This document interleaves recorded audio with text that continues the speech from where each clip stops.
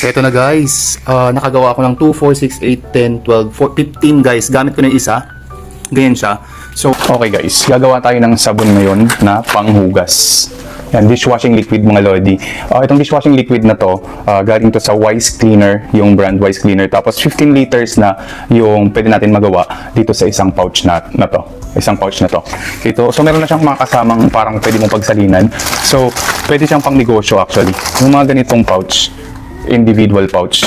Yan. So may takip yan, 15 piraso na rin yung kasama dito sa ating package para pwede natin gawing negosyo or pwedeng ibenta.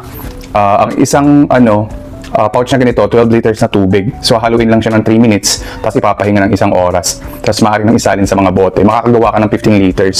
Yan. Yan siya. So nasalin na natin lahat guys. Since wala akong stick, ito na lang muna kasi panghugas din naman tong dishwashing liquid. Ito lang gagamitin ko. Ayan.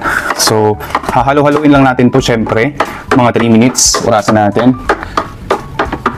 So may kasama siyang pouch na ganito. Parang pang 1 litro.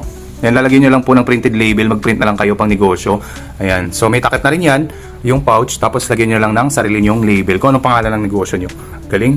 Tapos ito yung iba.